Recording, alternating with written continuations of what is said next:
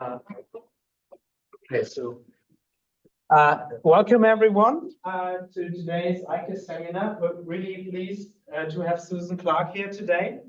Susan is a distinguished member of the technical staff at Sandia National Lab, and she's also an adjunct professor at the University of New Mexico.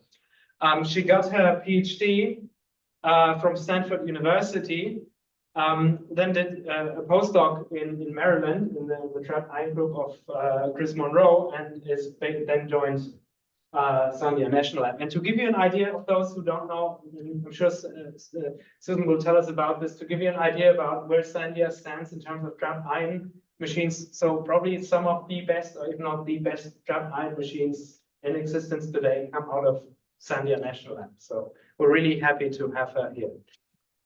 Okay, great. Thank you for the kind introduction. So I'm not going to focus too much on the traps today that Nicholas was alluding to, but I will talk about them a little bit. I'm really going to focus on the project I lead, which is called QSCOUT, which is the Quantum Scientific Computing Open User Testbed. And I'll talk a little bit about what it is, how it came about, and a few details for the people that know stuff about ion traps, and then a few other details for people that might want to collaborate with us. It's a large program that's funded by the Department of Energy, and about 6 years ago, the program manager was in a meeting about how do we advance quantum mechanics, or the quantum information and quantum computing. And apparently Peter Shor was banging his hand on the table and was saying no one's going to make any improvements until you can get hardware into the hands of theorists, until they can play with it. And so then Claire was like, okay, well, this is something the DOE is good at. We provide, these large high performance computing machines for people. Maybe this is something we can do. Now, keep in mind, this is before IBM Q came out, and this is, a very different landscape at the time. So we were kind of just getting started, and then IBM Q launched. And so then all of a sudden people did have access to quantum hardware in a really neat way. You could just submit something through the cloud and get an answer back. But Claire Kramer was the PM, and she thought that there was still really a need for something with a little bit more user interaction. And so Sandia National Labs put in a bid for a ion trap machine, and we won the bid because we had a strong history of device fabrication, of making ion traps, and we had done a lot of work with 2-qubit gates. We had a system that could do 1 and 2-qubit gates pretty reliably, but we didn't have a test bed or a real quantum processor that people could use yet. But we were awarded the grant, and it was a $26 million grant for 5 years, and then we were just renewed last year for $36 million for the next 5 years. So what is it? I've talked a little bit about mentioned trapped ions, and so this is a small quantum processor based on trapped ions that's available for external researchers. So we've built the machine, and we work with people to get to run programs on their machine and get great science. So so this is back to that question of why are we necessary if we already have all these other options? So now this is kind of crazy how many ways that we can access different types of quantum processors online. But the DOE testbeds give people access to certain features that they may not have. So the cloud-based quantum computing machines are really geared towards as many qubits and the highest fidelities. And they have these big roadmaps of how they're going to get there. And so they're not really agile machines, and they can't do a lot of really custom type stuff. So at the time, we were the only game in town that would let people define your own gate set. So instead of just the canned regular type of quantum computing pulses and circuits that you might use, you were able, we allowed people to write their own pulses, which now that IBM has open pulse available, that's becoming something that more people can do too.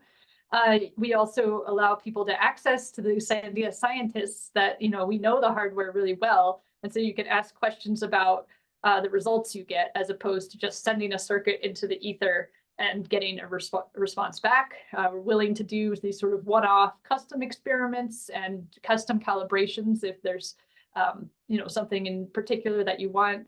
And we give people calibration data from runtime, which I think also clears up some confusion of why your answers might be different from what you expect. And one of our users and also subcontractors, says that QSCOUT really allows us to figure out what's going on. So you not only get to try out your algorithm, but you really get to understand how the hardware works, with the hope that we can make it better and then build the next bigger machine. And so back to talking about how great test beds are. The point was also to help the Department of Energy evaluate near-term quantum computing. So this sort of NISQI quantum computing. There's no error correction yet on QSCOUT. And I think it really advanced progress much faster than if we had just been building the machine ourselves for a single purpose. So since we have a wide variety of user projects, and I'll talk about some of the user projects that we have, it really stress test our machine. So, we had it optimized for what we thought people would want to use it for, but then it turned out, a lot of our users had a lot of different ideas. So we had to get our machine working much better in a timely way. And it really showed what was possible, and it really made our machine much more all-purpose.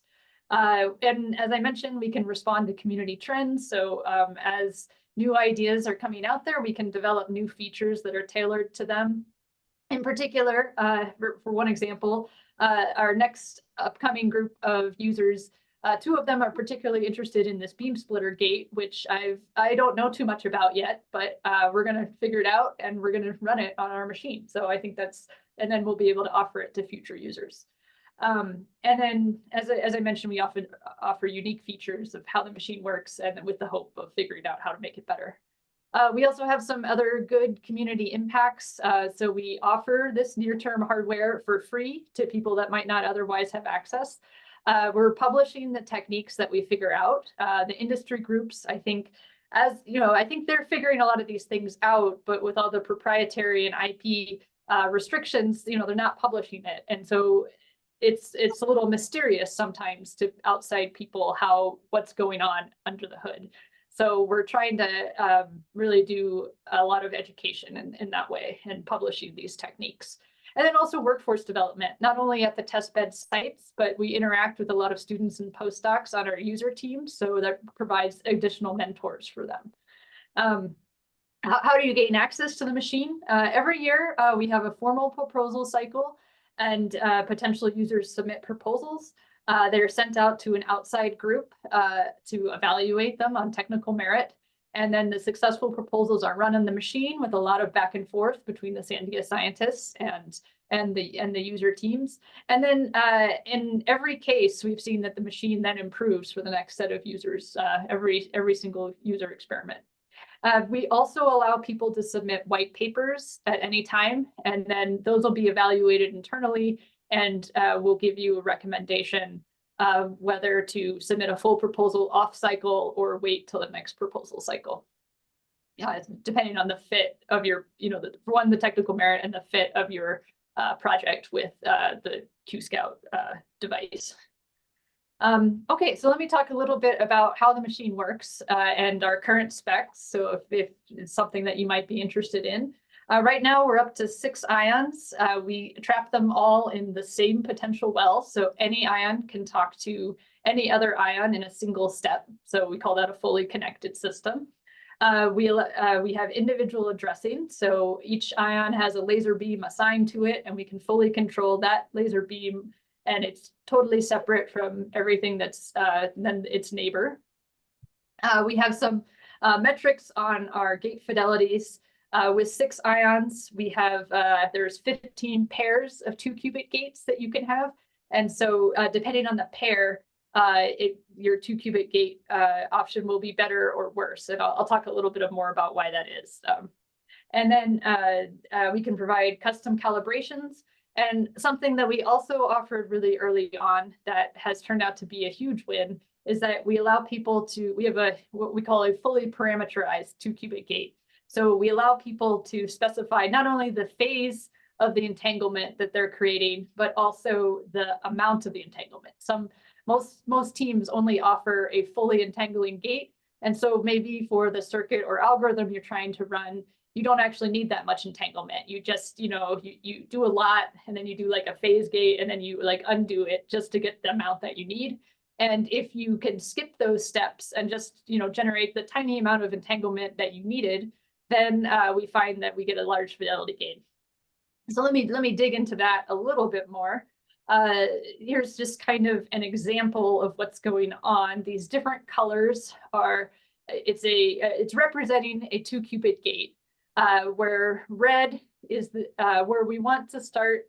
We start in 0, 0, and as we apply different numbers of gates, we go to a mixture of 0, 0 plus 1, 1, and then we go into 1, 1, and then we go back down to a mixture of 0, 0 plus 1, 1, and then back to 0, 0. So you can kind of trace that out in this top one, where blue is the 2 bright case, green is the 0 bright case, and red is the 1 bright or 1 case. Sorry, I call it bright because with trapped ions, you say if you're in the 1 state or the 0 state based on the number of photons we get when we do a measurement.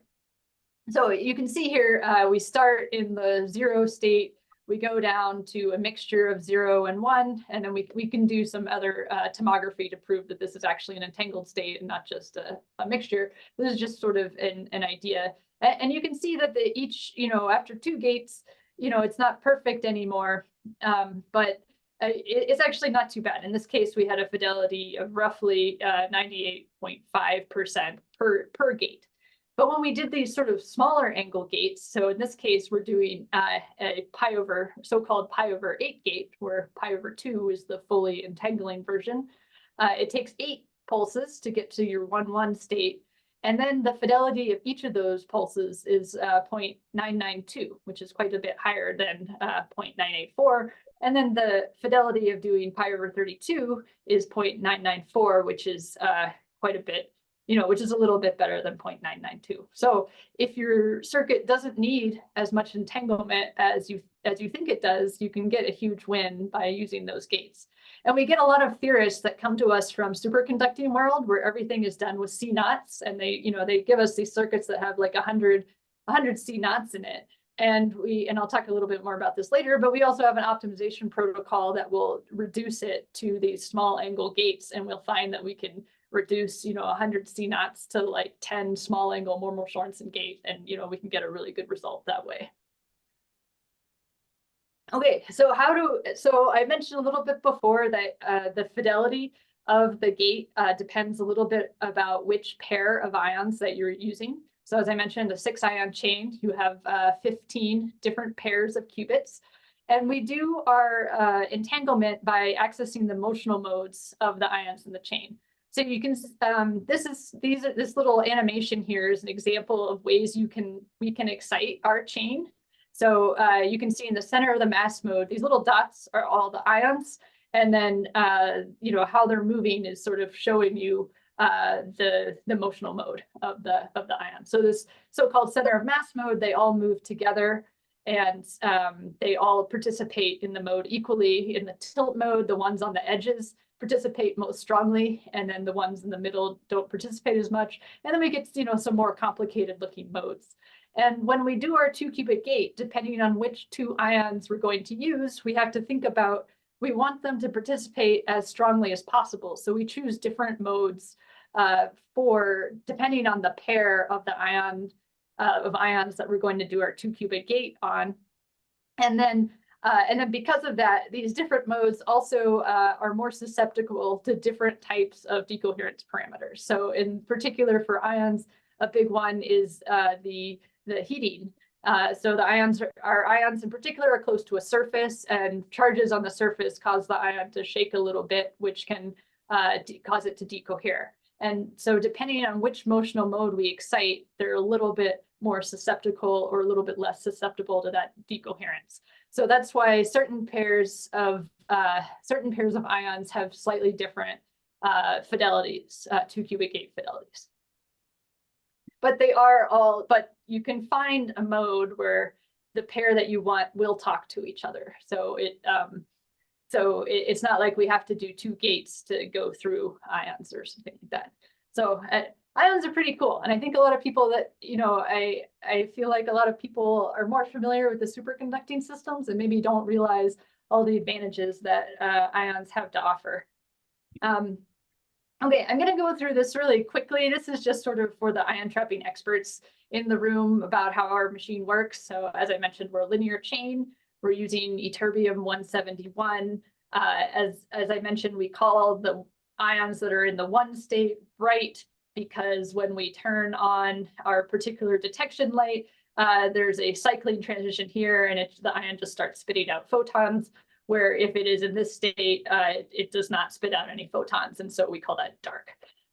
We have, for detection, we don't have individually addressable detection, so we can't do mid-circuit measurements where we measure a subset of the qubits and then make a decision based on that measurement. That's coming soon. But we can't do it yet. Right now, we just have a large beam that illuminates all the ions at once. And then we can distinguish which ion is bright and which one is dark because through some fancy optical system, we take the light from each ion and then focus it onto a core of a multi-core fiber, which is then broken out to its own PMT channel. So each or photomultiplier tube, own detector. So each detector is only looking at a single ion, and it determines whether it is bright or dark for each measurement. For the ion trapping experts, we are using ytterbium-171, and we're controlling it with a 355 nanometer pulse laser. This is sort of a common way of controlling it, similar to the IonQ and the Duke Maryland groups. They use these techniques if you're familiar with any of their work. In our case, we have the individual beams come to the ion on one side of our chamber, and on the other side we have a global 355 beam that illuminates all the ions. To do any of the entanglement, to create those, get those motional modes going, we have to impart a momentum kick on the ion. And so that in that case, we can't just use a beam that's coming in one direction, which is why we have to have an individual addressing beam coming from one direction and a global beam that comes from another direction. We're using a Raman type transition. So we're not, this light doesn't excite the ions directly. Instead, you need 2 frequencies to move from the 0 state to the 1 state. And if you're trying to do a 2-qubit gate, we actually need to put 3 frequencies on it. But again, this is for the ion trapping experts, and we'll get back to straightforward stuff soon. Also, for the ion trapping experts, we're doing a little bit of our gates are a little bit fancy, well, not so fancy. The idle gate, we do nothing. For our single qubit gates, we use co-propagating individual beams. So in the single qubit gates, we don't actually want to excite the motion of the ion. It performs much better if you do not. So in which case, we just use a square pulse where each beam has 2 frequencies on it that would then create that 2-tone Raman transition. We can do the individual beams in parallel if desired, or we can do them serially. It depends. It's roughly about a 25 microsecond pi time pulse. Our 2-qubit gate, we use the Molmer-Sorensen gate, which is the standard gate used by ions. In this case, we need to use both the individual beams and the global beam, as I mentioned, because we need to make that momentum kick. As I also talked a little bit about before, we can set both the amount of entanglement, which is determined by this, let me get my, which is determined by this value theta, as well as the phase. So you get a sigma x interaction, sigma y, or whatever basis you want by determining this phase. And then the theta will allow you to designate the amount of entanglement that you want. And so then we do another thing that's a little bit fancy is we use this phase error corrected Mulmer-Sorensen gate, where we have the bare Mulmer-Sorensen interaction, which allows us to create the entanglement. And then through a series of single qubit gates, we're able to put it in the correct basis that we want, and then also make sure that it plays nicely with our co-propagating gates, because sometimes the phase between co-propagating and counter-propagating can get messed up. But if you perform your Mulmer-Sorensen gate using these extra single qubit gates, it fixes that all for you. Okay, so how do people write their code that comes onto our system? So again, let's go back to 6 years ago. The landscape was very different in terms of quantum programming languages. Now there's a ton of them, but at the time there were not, and there was specifically nothing for trapped ions that allowed us to specify parallel operations. No one was doing this pulse shaping yet, or allowing people to do pulse controls, and we didn't want to rely on an industry partner, or an industry to develop that into their language. So we wrote our own programming language. So we used Jackal, which is called Just Another Quantum Assembly Language, and it's over the years has sort of generated its own ecosystem of Jackal, which is the really straightforward part where you just say, this is the gate I want to do on this qubit, this is the other gate, and so on and so forth. We also have Jackal Pack, which allows you to do metaprogramming in Python, so you can treat these Jackal circuits as objects and manipulate them and do slightly more complicated things with it. And then we also have Jackal Paw, which is the pulse level control area. And so the pulse level control, here you can specify the phase, frequency, and amplitude of the pulse that's being applied to your ion. Because we often have to use multiple frequencies on each laser beam, our control hardware, which is also custom designed, allows us to add 2 tones or 2 frequency tones per channel. So then that's a sort of an easy way, for us to write those multiple frequencies to a single laser beam. This custom hardware has 8 channels that are synchronized, but these boxes are modular, so we can. Right now, the main system has up to 6 ions, as I mentioned, but we use the channels for other things too. So we actually have to use 2 of these RFSoC type boxes on our system to be able to control it. And we've been able to get the timing across the boards to work out right, which is something that's not a non-trivial feat. And yes, and I'll also mention we've partnered with the company that's now called Inflection. They have a software called SuperStack that they've worked with us to develop that allows our users to do some of those optimizations if they want to do that, to take their large circuit of CNOT gates and compress it down to a circuit of a smaller circuit. So who has used the machine? We have users across the globe. University of Washington, Sarah Muradin is one of our users right now. She's around 3 user. We also have a ton of academic groups. We also have had a few industry groups that have worked with us, and lots of national labs. We have teams in Europe and East Asia. We've had, and we've also generated a lot of publications, which is great. And our users are studying a really wide variety of problems. So we have a team, we have teams that are interested in error mitigation techniques. Indiana University had just straight up trying to simulate the dynamics of a sort of a nuclear dynamic simulation. Inflection, I'll go into a little bit more detail about their project, about this compilation, this circuit compilation. We've had people try out different types of benchmarking techniques. We've done some internal research on our own to do robust gates. And then we've had some people that have done noise spectroscopy and other other types of things. So these are some of our older user teams. Those we can kind of also group them into how they access the machine. So for these types of problems, most of our users access it what I'm calling the circuit level, where people use Jackal and they use our sort of default gates, but they might specify the phase or the angle, and they sort of put together circuits that we run. And we have some newer teams that are also continuing in this tradition of circuit level type problems, and there are a lot of really neat projects going on. I'm not going to read them all. And then we also have a lot of teams that are interested in this more pulse level type interaction. Most of the people that are pulse level come from an ion trapping background, except for Virginia Tech, who was able to successfully write pulses for our machine to demonstrate a more robust type of pulse, which turned out to be a really interesting project.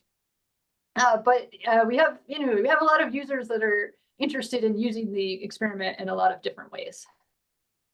Okay, so now the much anticipated inflection. So I'm going to talk about that, how the ways that they can make your circuit work better, and then also kind of how their project worked. So what they were really interested in was these low-level native gate aware compilation techniques to improve circuit performance. So if given a circuit, can you, knowing what you know about how the QSCOUT system works, can you improve it? And the answer is yes.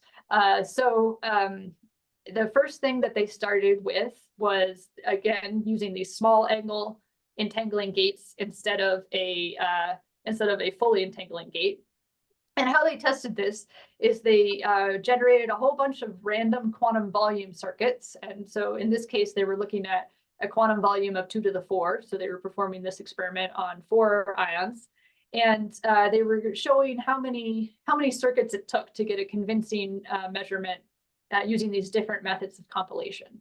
So you can use this as sort of a proxy for how well your circuit worked. So using the standard compilation with the fully entangling gates, it turned out for the quantum volume 2 to the 4 measurement, and then there's a few more caveats on top of that made it a little bit harder. We would never get it to converge, which is too bad. But if once you reduce the angles using these small angle entangling gates instead of CNOT gates, we could get it to converge in about 1,500 circuits. And then another technique that they tried is these mirror swaps, using mirror swaps and these small angle entangling gates. So mirror swaps, I don't understand as well as I wish I did how they work, but because the QSCOUT system is fully connected, at the end of your circuit, you can just rename which ion you wanted to, and then you can get some performance gains there. And then, and you can see we went from 1,500 gates to 500 gates. And then the next thing that they did that they can do is they would replace, if there was any entangling gates that were just really small, they just say, okay, well, maybe we just skip those and replace them with a no-op. And then if you replace their very small Mulmer-Sorensen entangling gates, your circuit performance is still fairly close to what it should have been, but you get to reduce, but it improves. So now that they've generated this software and showed that these types of improvements can, improve your circuits for any algorithm you want to run, we've partnered with them for a software license. So any QSCOUT user that is, usually interacting with us on the so-called circuit level is allowed to use their software and optimize their circuits if they want to. A lot of people are interested in sort of different types of things, but sometimes these optimizations really can help them. And so some of our users have started using them. The London Center for Nanotechnology was able to get higher fidelity circuits as well as circuits with fewer numbers of gates, because they will also combine gates together. Oak Ridge was shorter circuits, simpler circuits, and also UT Davis and ETH Zurich, higher fidelity circuits and shorter circuits. So it's having a real impact on the people that are working with us. Let's see, I think I'm going to skip this one for now to talk quickly about, so our user projects have made, each user project has made our system better. So I think if you're trying to develop a technology and advance the hardware as fast as you can, I think this testbed model is great because, like I mentioned, people have a lot of crazy ideas. And when people, I've found that a lot of times when users understand some of the limits of your hardware, then they're really on your side and also trying to help you solve your problem. So then sometimes they make suggestions that that we didn't think of that are really useful. So just as a couple examples, so Johns Hopkins and the London Center for Nanotechnology, we were noticing something weird was not working correctly when we were having parallel operations of our single qubit gates as opposed to serial operations. And it turned out to be sort of an insidious type of crosstalk that was going to be really hard for us to find on our own, but was quite apparent when we were trying to run their circuits. And so once we figured that out, we were able to change the way that we implement our single qubit gates so we can still run them in parallel, but we're able to get rid of that type of crosstalk, and that made their code look a lot better. And then we ended up writing a paper about how that technique for reducing crosstalk. Lawrence Livermore, they were really interested in looking at the relative phase of the beams that are hitting the different ions. So they were really interested in a calibration where we took an ion, did a sort of a Ramsey type experiment where we did a pi/2 pulse, moved it to the other laser beam, did another, and so let it evolve, move it to the other laser beam and do another pi/2 pulse and then move it back and detect it. And so getting our system capable of doing that allowed us, gets us a little bit closer to doing the mid-circuit measurements. So they sort of pushed us ahead on that path. And then another example, Indiana University is really interested in doing multipartite entangling gates. So entangling more than one qubit or more than 2 qubits with one gate. And so they're working on developing that type of gate, which as soon as we get the kinks out, then we can also offer it to the rest of our users. So moving forward, we have 3 main goals for the QSCOUT machine. One, we want to improve the uptime of the machine and increase our user base. 2, improve the performance of the machine, and 3, new features and access. So let me go through those. For improving the uptime of the machine, as Sarah can say, we had sort of a long period of down for a while, but now we're getting back to it. The ways that we're really looking to improve uptime, though, is automating our calibration routine. So we have a few users that are really interested in improving our calibration routine. So we're going to talk to them about what their ideas are for that. And then also just adding more calibration routines to make the system better able to correct when something's gone wrong, or identify when something's gone wrong and then correct it without a human intervention, which will help us a lot.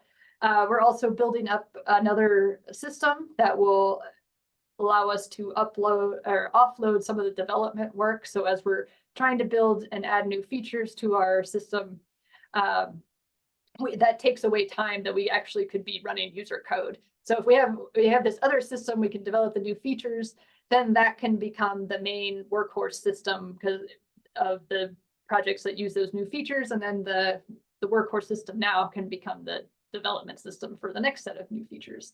And then we're also working on improving our noise models so people can do a little bit more work offline and get something that's more accurate to what they might get on the machine.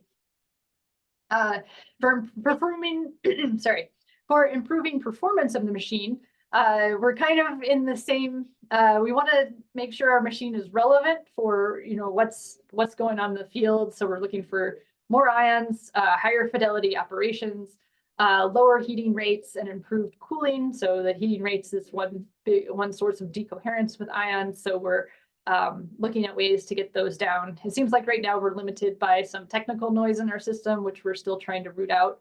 And then we're also trying to add some fast feedback. So to keep the system calibrated as it's running circuits. So as you're running maybe a bunch of different circuits, you might throw in a single shot measurement that might correct your frequency a little bit, and then for the next set of circuits, then everything will be a little, it'll be better, while your system might be drifting a little bit off of calibration. And then finally, new features and access levels. So I mentioned mid-circuit measurements. We don't have it yet, where you can measure a subset of your ions, and then based on the measurement, make a decision about what you're going to do with the rest of your circuit. We've developed this Y trap, which has the name the Roadrunner, where we have our ions here that we do all of our operations. But then when we want to do a measurement, we can still use that flood beam as long as we move the ions away that we want to protect. So we would move the ions over here, and then because there are two paths that we could move them into, that allows us to reorder them and then measure any ion in the chain and protect any ion in the chain. And also this fast feedback.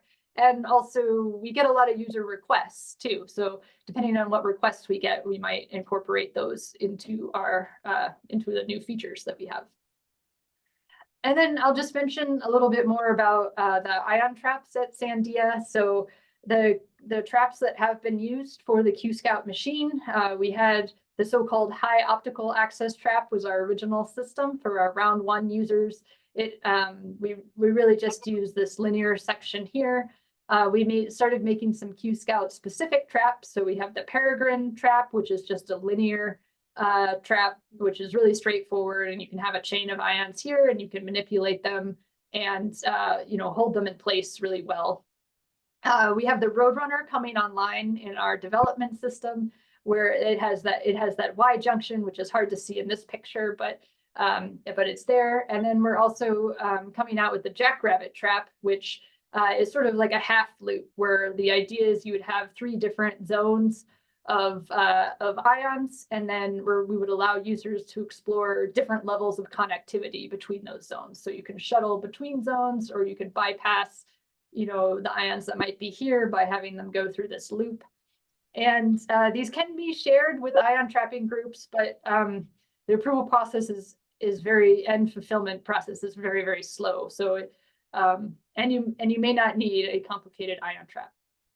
So we're in the process of designing the next QSCOUT trap now, and we have a lot of ideas. So if you guys have ideas for things you think would be necessary, that would be something we would be interested in hearing about. Okay, so I'm a little bit over, I think, but I'm Susan Clark again. I can be contacted via qscout@sandia.gov. Our website is qscout.sandia.gov. And this QR code should take you there. And we have a lot of, there's a lot of information about the systems, about the trap, how to submit a white paper, and so on. So, so that's the end of my talk. So thanks.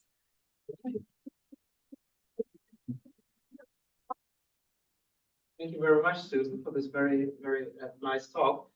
We have time for questions. Maybe we'll start with the audience. Just raise your hand, Jajun. Yeah. Thank you for the very nice talk. I have a question on page 5 about the collective motion of the ions.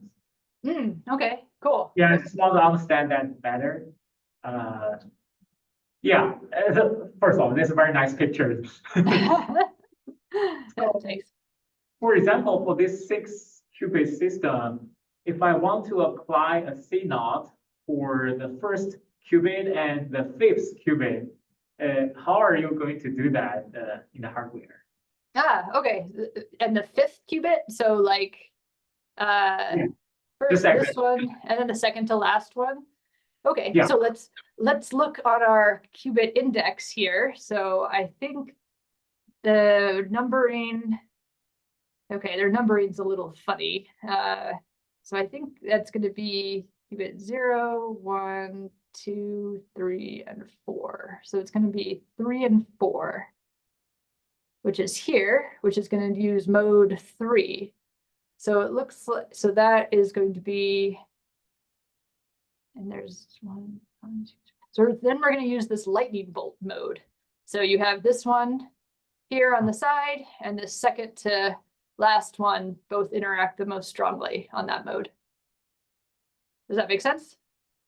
Yes, but if we use that mode, will the other qubits also come into play? Oh yeah, so that's what happens with ion trapping systems. So when you excite the motional mode, you excite the motional mode of all of them, but you only turn the light onto the ions that you want to create the 2-qubit gate. And that's where you get the spin interact, the entanglement with the spin and the motion. And if you have the light on for the right amount of time, then you get the right phase shift between the, okay, so it's a little complicated. You go into this rotated basis. You turn your light on for a particular amount of time because they generate a phase shift relative to each other while they're moving. After you've generated this, got the motional mode going, then you stop the interaction at just the right time. Then that phase shift causes certain states to cancel when you go back into your regular basis. So then you end up in a fully entangling state between your two ions that you wanted. The other ions go on a little emotional journey, but since the light wasn't on, it doesn't actually affect them. I see. Does that make sense? I don't know. Yeah, that makes a lot of sense. Okay. Sorry, just a quick follow-up. After you apply the gate, shining the laser and turn it off, how are you going to remove the collective motion of the ions? Oh yeah, so that's a byproduct of the gate. So when you turn it off at the right time, okay, I don't know if this is exactly the right picture. This is the picture I have in my head. You turn it off when they're not moving, and then it stops, and then they're not moving anymore at the end. If you don't turn your gate off at the right time, then there is a little bit of collective motion left in the system, and we see that as a decoherence or an infidelity in the gate. Yeah. I see. Thank you. Yeah. More questions? Thank you for the great talk. So this is coming from my experience of using commercially available trapped ion devices. We could not do two moments in two MS gates at the same time, not on any pair, but even region-wise. And I see in your future proposal as well, that is not mentioned. You have multi-qubit entangling, but you don't have two MS gates at the same time, even if it is region-wise. I was wondering if there is like a huge technical challenge for not having that. What is the reason that there's no parallel to MS gates happening? Yeah, there is a technical challenge, but there have been demonstrations of that before. I think that the University of Maryland group showed two entangling gates on two different ions at the same time. To do it, though, they had to do a very complicated pulse shaping, amplitude and phase shaping to make sure that they excited. Yeah, because you can see there's these complicated mode structure here, and they used different modes for the pairs that they were using, but it had to be it was really very specific for the exact number of ions they had, and their optimization of the pulses was really specific for the exact modes and the exact ions that they had. So for us to do something like that, it's really hard to make it general. So if we have these 15 options for 2-qubit gates, and then within there you want to do any two pairs at a time, then we'd have to figure out the optimizations and calibrate it for each pair of 2-qubit gate pairs. And it just kind of balloons in the number of calibrations that you have to do to get your system up to spec to do that. Okay. So a quick follow-up. Does it still remain if I divide the chunk into not all pair of pairs, but only some pair of pairs can be done parallelized? So I can design my circuits in that way. Maybe. If you were interested in that, you can certainly talk to us about it. We could probably, if we could restrict you to say, hey, you can do simultaneous Mulmer-Sorensen gates, but it can only be between, one has to be this pair of qubits and one has to do that pair of qubits. I think we could put that together and that could work. Thank you. Yeah. We have more questions. Also, if there's questions from the online audience, you just unmute yourself and ask your question, or you type it in the chat. So actually, I had one question. So actually, this is a good slide. what impresses me here is that you managed to get the same fidelity for a small entangling operation than for a big one, which for a lot of the applications that people hear after quantum simulation, in the sense of people are doing trotterized time evolution, is exactly what you need. So you need short or small trotterized evolution. And with the hardware I work with, you always had to sandwich it between like single qubit operation and kind of undo most of it. So what's the reason you get the same fidelity for a small entangling operation than for a maximal entangling operation? We actually get better fidelity for the small entangling. I think in this case, a lot of the error is coming from amplitude noise. And so how we do the small, so the different entangling gates, they're all the same length of time. We just change the amount of power that's on the laser. And I think some of the error that comes in the fully entangling gate is the amplitude noise that's on the laser. And so when we use less laser power, we get a little bit less amplitude noise. However, you will see though, like, you know, when we do 32 of the pi over 32 gates, the fidelity is not as good as 2 of the pi over 2 gates. So if your point is to eventually get the maximal entanglement, it'd probably be better to get there as quickly as possible. And so I think the trade-off there is this is 32 times the length of the pulse, which is 250 microseconds, and then that then your ions are kind of heating the whole time, and then so you're getting a trade-off between the ion heating and the amplitude noise in our laser. I think that is our leading theory right now of what it's causing. Did that answer your question? Yeah, no, very good. Yes. Okay. Okay, do we have more questions? If not, let's thank Susan again. Okay. Stop the recording.